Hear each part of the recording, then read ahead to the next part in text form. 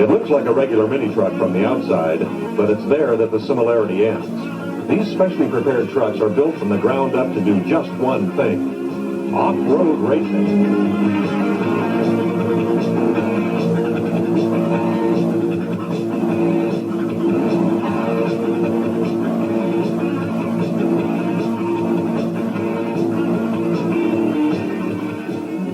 Riverside Raceway is famous for high-speed sports car racing, but on this day the track is being ignored and the dirt is used to make life difficult for the off-roaders. What's the difference between normal desert racing and a place like Riverside? We listen to Chevy driver Jerry McDonald. Well, in our particular case, the truck is basically built for the long desert races, and it's a little bit heavy to, for this kind of a course. And but what we try and do is we try and change the gear ratios and get it to where it'll accelerate a little bit quicker, and try and put a little bit more horsepower in it for out here because it doesn't have to last quite as long. And the desert durability is really the key thing. You have to finish those long races, but out here you can try a little harder. Durability is the name of the game when you spend half of your time in the air. This means having an experienced crew to keep the vehicle together. The crew is really where it's at out in the desert, because it really takes a long time for these races to be run off, and the guy with the least amount of problems is the guy that's going to usually end up winning. Builder Clyde Smith knows this Class 7 truck better than anyone. Class 7 is a stock class. It has reasonably free rules as far as suspension is concerned. It must retain a lot of the stock components, like the stock chassis, for instance, stock body, and but apart from that, you're allowed to modify suspension a lot for increased travel, add shock absorbers. The engine gets special attention. It uses a stock block and heads, and then we go through it and put a modified camshaft in it. Compression ratio is changed. Components are balanced, and generally engine's blueprinted from there, and then it creates about 260 horsepower, and it runs through a 5-speed transmission and through a lock differential. The frame itself is stock. We're not allowed to change that, but the suspension is modified. It uses all Chevy ball joints and components like that, etc., but the arms themselves are increased in length to allow us to have more travel. And we have more shock absorbers added to it, and the reason for that is that with the severe desert terrain and the amount of travel it has, a single shock would overheat and burn out in no time. So we put 3 shocks per wheel on it, simply just to keep the temperatures down. Clyde likes to keep the temperatures down, but we like to keep the temperatures up because we're going rockin' and four-wheeling.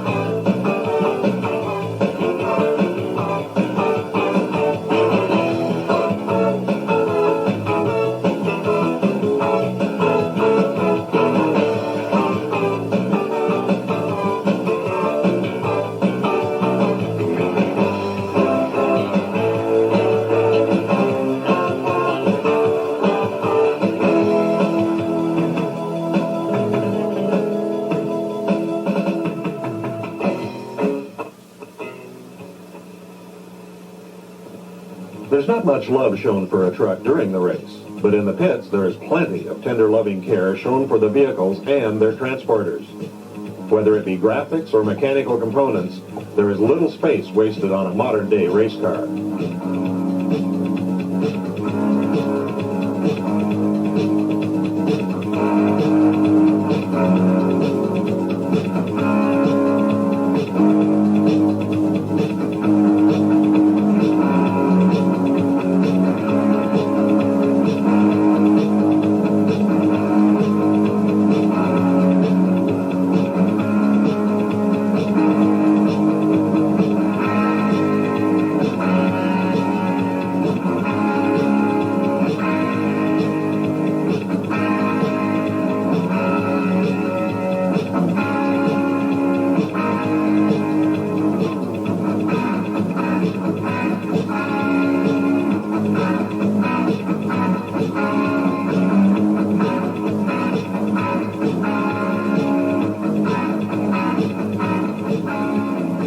It's obvious this is state-of-the-art equipment, but there's always a little nostalgia everywhere you go.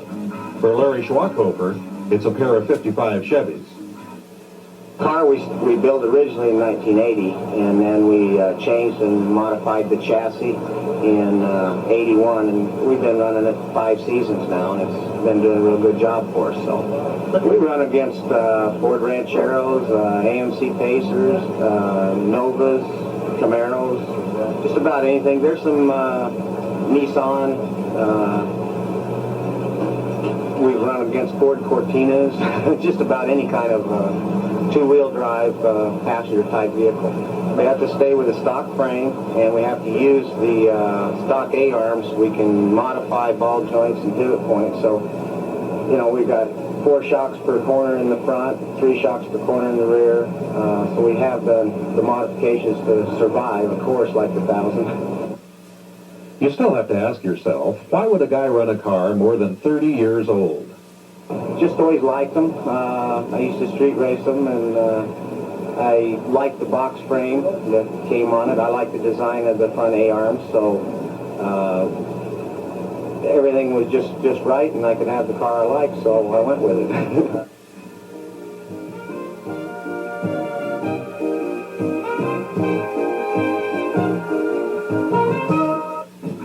It takes a big effort to keep these vehicles together. There is constant design and testing of components to ensure not only strength, but the ability to cope with dust, water, and heat. The constant pounding takes its toll on vehicles and drivers. Young Danny Thompson was to find out what having a well-engineered vehicle means to your well-being.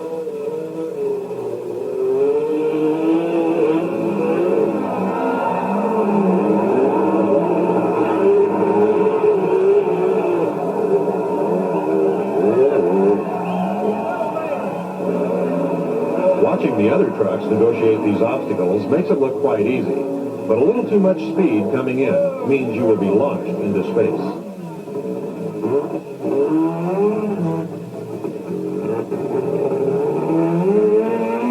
Let's take a look at Thompson's view of the action.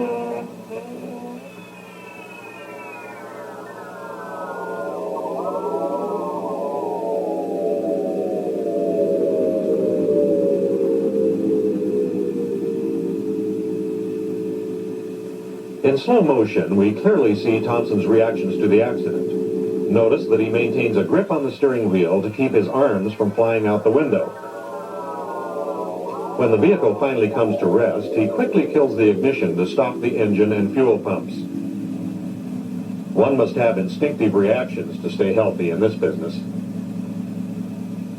It wasn't a whole lot of fun that time around. They had changed the course a little bit. They got a little bit rougher, and we had made it through that same place yesterday, flat out. And I went ahead and tried it today for qualifying, and just with a little bit of difference in changing the bumps and stuff, it didn't quite make it. So it didn't work out too good, but we're going to work on it, get it fixed, and we'll be there for the race.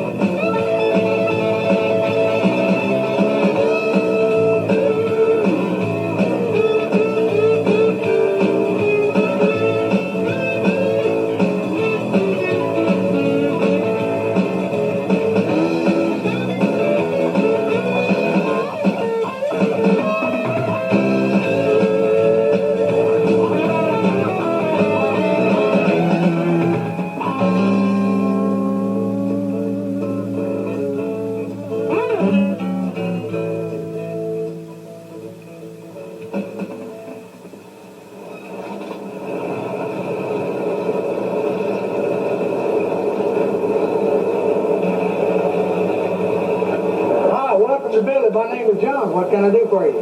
Hi, John. Can you fill her up? I'm trying in a hurry. Yeah, but it'll be a couple of minutes. Well, I guess I'll listen to the radio.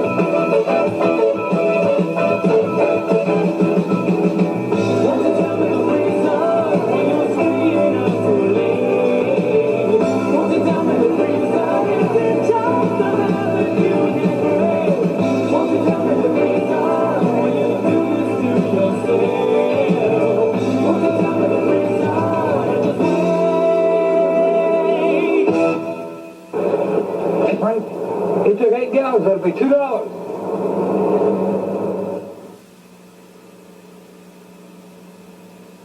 Until recently, most off-road racing has been done in remote desert areas. Although it's great for the drivers, the logistics do not allow much in the way of spectator involvement. With the advent of stadium racing, that's all changed. Now you can enjoy comfortable seating, lots of cool drinks, and see all the skills and thrills that off-road has to offer.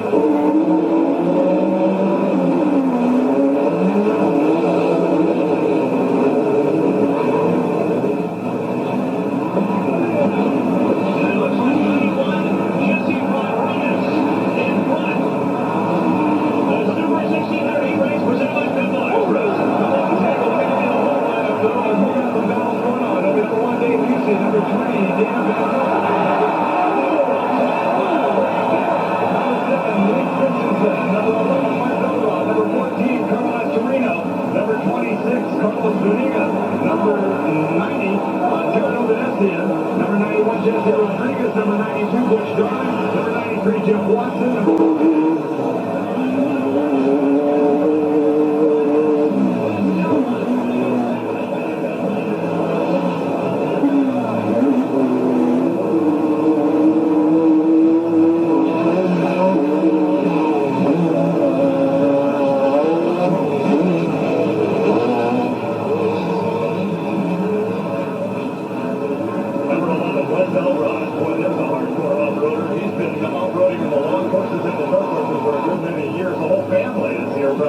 And the Elrod's probably cheering gratefully right now, as it is Elrod in front, Rodriguez in second. They're about to catch Butch halfway time.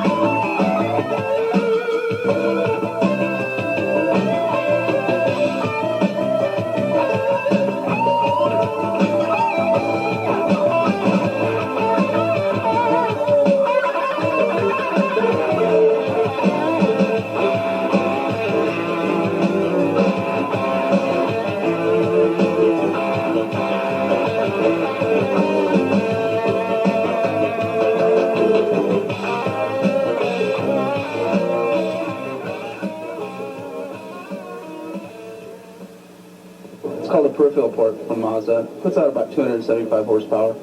Stock. Stock? I'm not sure. They don't run the rotary in the pickup truck. They run an RX-7. I'm not sure what it is in stock offhand. Mainly air suspension with air shocks, air struts, as you would call them. The springs removed in this truck. The rear springs are removed in this truck and going to be removed in the other truck soon. There are Fox shocks, 13-inch travel in the rear, approximately 9 in the front. General tires, the wheels 1250s in the back, 1050s in the front, with air pressure varies from track to track. There's lots of technology here. Stadium racing lets the fans see the vehicles and their drivers up close. IndyCar driver Al Unser Jr. is here to try his hand at off-road racing. Al Unser Jr., how do you like this off-road racing? I really like it. It's a lot of fun. And I got a good team in Jeep and a good sponsor in Stroh's, and we're having a good time. Who prepares the Jeep? Enduro Racing prepares it. Dick Landfield is the owner of Enduro Racing. How many races will you do this year? Well, hopefully we'll do all the stadium races. I'm only going to do the stadium races, and hopefully all of them. You've got a pretty full schedule here. IROC plus all the Indy cars. Yeah, we do. But, you know, racing's racing, and I love it.